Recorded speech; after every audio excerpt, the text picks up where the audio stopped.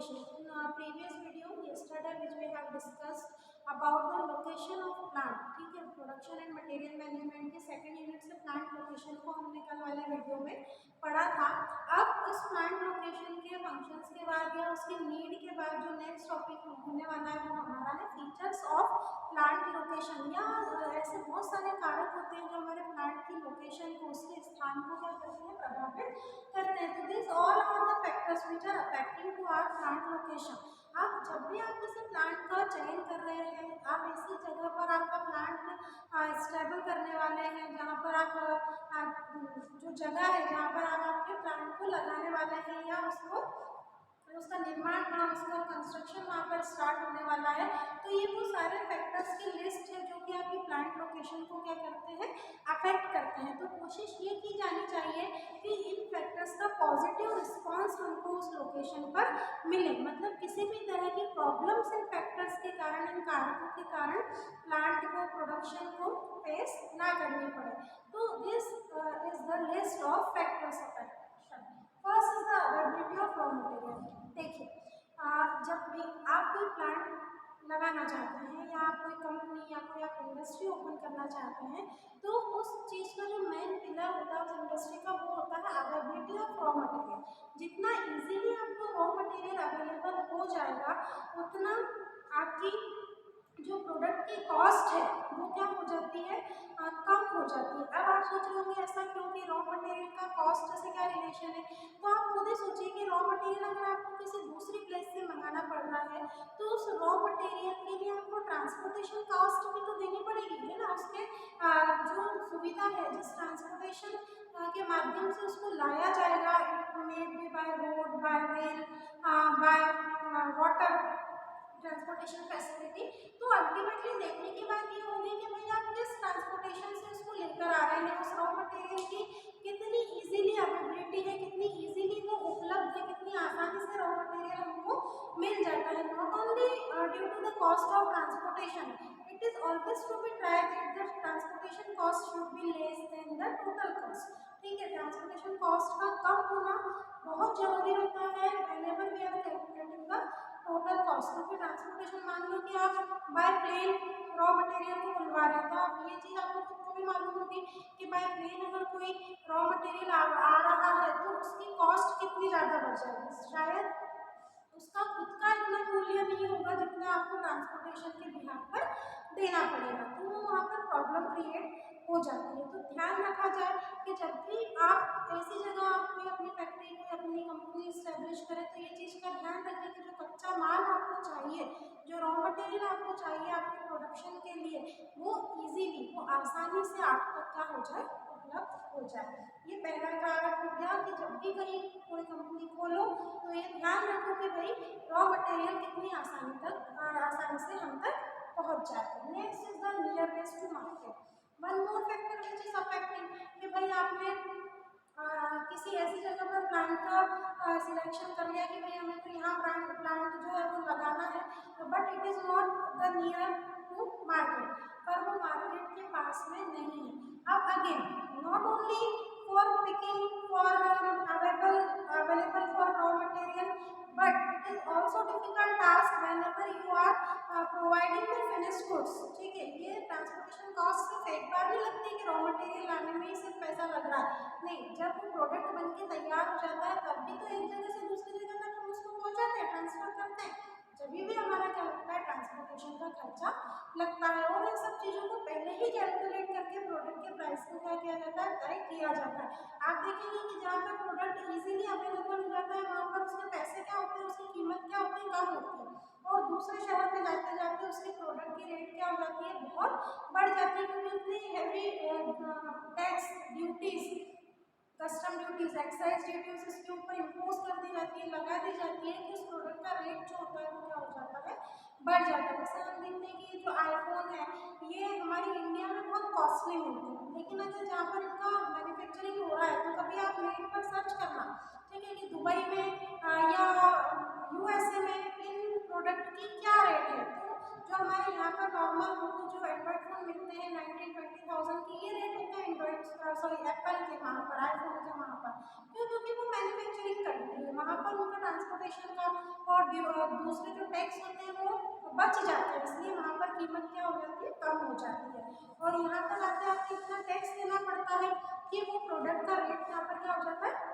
बढ़ जाता है। तो आप समझ लो नियरनेस टू मार्केट क्या हो गया कि जो प्लांट की लोकेशन है, प्लांट की लोकेशन में ये देखना भी बहुत जरूरी है कि जब प्रोडक्ट बनकर तैयार हो जाएगा तो उस प्रोडक्ट को हमको कस्टमर तक भी तो पहुंचाना है। तो ये ध्यान में रखा जाए कि प्लांट ऐसी जगह पर हो जहाँ से मार्केट क्या हो, पास में हो। मार्केट ऐसा नहीं कि बिल्कुल बीच सिटी में आपने प्लांट लगा दिया, नहीं, थोड़ा बहुत तो खर्चा उठाना पड़ेगा ट्रांसपोर्टेशन के लिए, बट हाँ still it is nominal cost you have to pay. Next factor is the transport facility. अब ट्रांसपोर्ट फैसिलिटी का भी यही मतलब होता है कि आसानी तक से आपको सुविधाएं साधन मिल जाए प्रोडक्ट को मंगवाने के एज वेल एज प्रोडक्ट को फिनिश गुड्स को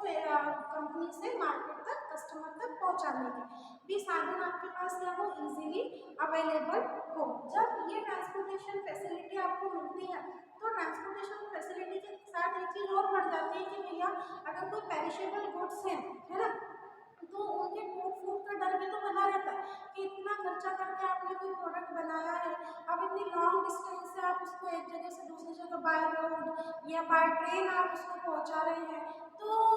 उसमें अगर वो टूट फूट हो गई या किसी भी तरीके का उसमें नुकसान हो गया तो आपका प्रोडक्ट तो पूरा खत्म, उसके पैसे आपको टूट फूट के प्रोडक्ट के पैसे तो आपको मिलेंगे नहीं। हाँ इंश्योरेंस होता है लेकिन वो सिर्फ पूरे प्रोडक्ट का जितने भी क्वांटिटी होती है उनका होता है, किसी सिंगल प्रोडक्ट का इंश्योरेंस नहीं होता है, वो बाद में क्लेम करके मिलता है। तो ये भी ध्यान रखा जाए कि जो ट्रांसपोर्ट फैसिलिटी है वो इजीली रॉ मटेरियल की अवेलेबिलिटी के लिए, फिनिश गुड्स को मार्केट तक पहुंचाने के लिए हमारे पास आसानी से उपलब्ध हो। अगला होगा आपका availability of labour which is the most important factor, because without labour, without human resource, without employees you can't do start the work, क्योंकि जितना भी काम होगा वो लेबर ही तो करेगी। अब लेबर अगर आपके पास अवेलेबल नहीं है या लेबर को आपके प्लांट तक आने के लिए बहुत ज़्यादा पैसा खर्च करना पड़ता है या आपकी जो कंपनी है वो बहुत ज़्यादा दूर है और वो वहाँ पर काम नहीं कर सकती, तो जो अगर स्किल्ड वर्कर भी होंगे, हायर क्वालिफाइड एम्प्लॉयज़ होंगे, वर्कर्स होंगे, लेबर्स होंगे, एक्सपीरियंस अच्छा है, बस दिक्कत क्या है कि आपकी जो कंपनी है वो बहुत ज़्यादा मतलब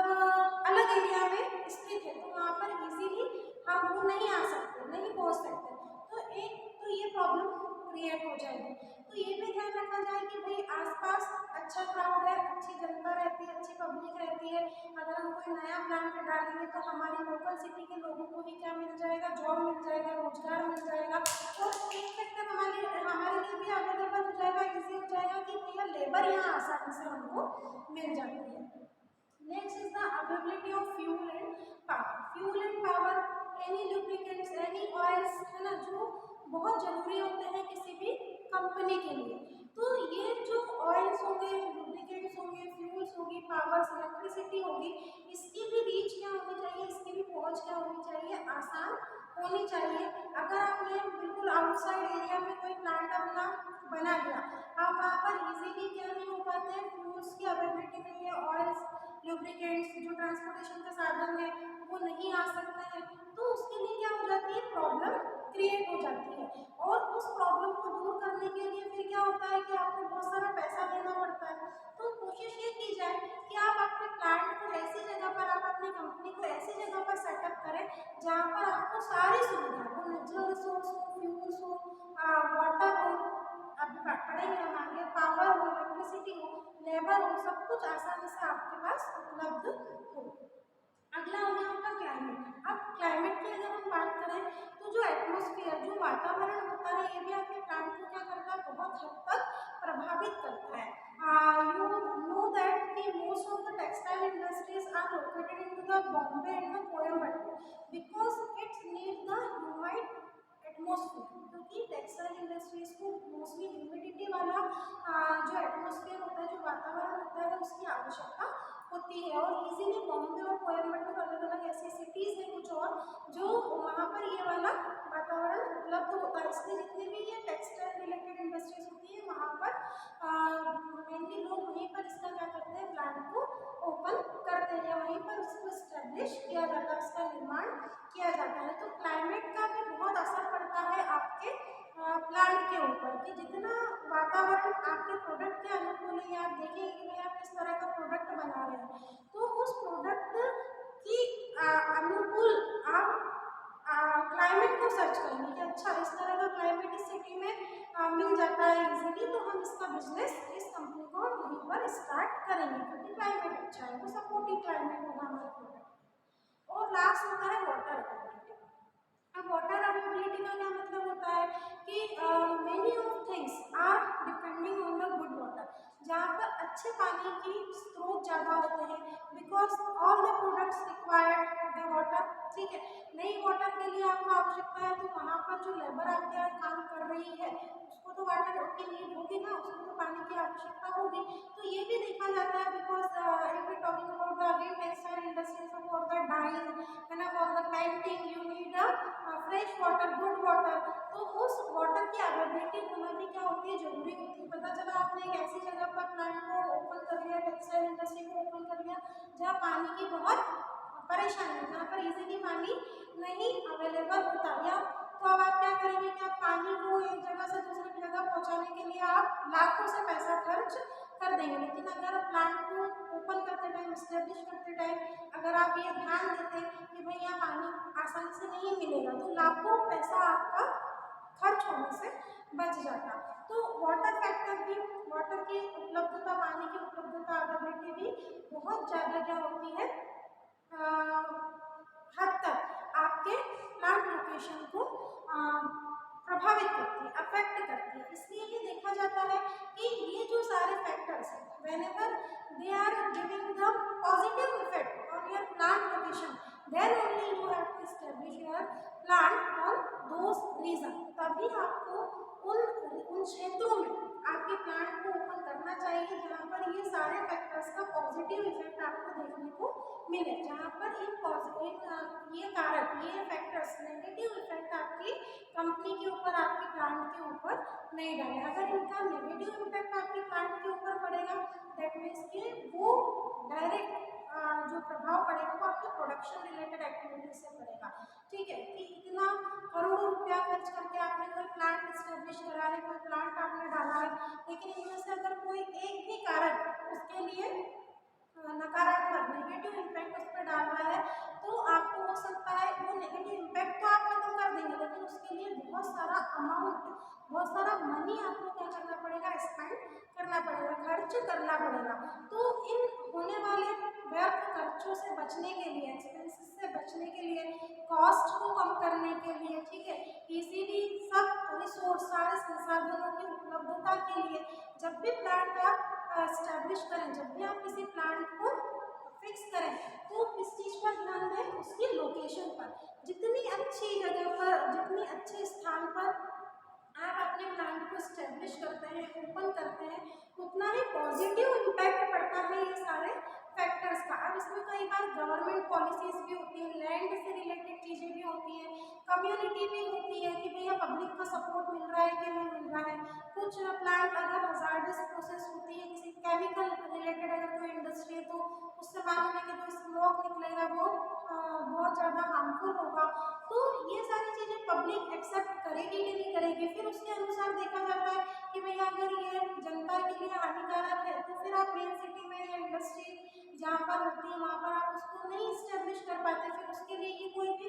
जो कारक है, फैक्टर है, वो पॉजिटिव इम्पैक्ट डाले या नेगेटिव इम्पैक्ट डाले, तो वहाँ पर आपको उस चीज़ को फोकस करना पड़ता है कि पब्लिक उसको एक्सेप्ट कर रही है कि नहीं, जनता उसको स्वीकार कर रही है कि नहीं। अगर जनता का अपोज है तो लाखों करोड़ों खर्च कर दिए प्लांट में, फिर तो बंद नहीं कर सकते आपको। फिर government is easily giving permission to you और नॉट, गवर्नमेंट का परमिशन आपको मिल रहा है कि नहीं। अब कोई भी अपनी मर्जी से कहीं भी प्लांट तो नहीं खोल सकता। सबसे पहले गवर्नमेंट की पॉलिसीज के अनुसार, गवर्नमेंट की परमिशन के अनुसार जब आपको कोई भी परमिशन मिल जाती है, ठीक है, then only you can start your business, है ना, उसके पहले आप स्टार्ट नहीं कर सकते। तो गवर्नमेंट भी इन सब चीज़ों पर, इन सब फैक्टर्स पर क्या करती है, काम करती है कि भाई ये जो प्लांट ओपन होने वाला है, यहाँ पर किन किन चीज़ों की आवश्यकता होगी, या इन प्लांट से किस किस तरीके के नुकसान हमारी सोसाइटी को फेस करने पड़ेंगे। अगर सोसाइटी को ज़्यादा उसके नेगेटिव इम्पैक्ट है then government is not accepting your proposal. Government फिर उसको स्वीकार नहीं करती है कि जो भी उसमें फिर बहुत सारे चेंजेस होते हैं और बहुत सारे फैक्टर होते हैं, बट इतना डीप में हमको नहीं पढ़ना है। बस हमको इन्हीं चीज़ों को, इन्हीं फैक्टर्स को ध्यान में रखना है कि जितने भी फैक्टर्स की लिस्ट है they always give the positive response to your plant location. आपके प्लांट की लोकेशन पर इन सारे फैक्टर्स के पॉजिटिव इम्पैक्ट ही आपको देखने को मिले। Then only you can start your business in a positive way also, and you can get the max to max profit from your business because you are selecting the right location for your plant. So after the completion of this factors list, our topic is also complete now, and tomorrow or in next video we will discuss the next topic related to the plant location. Thank you.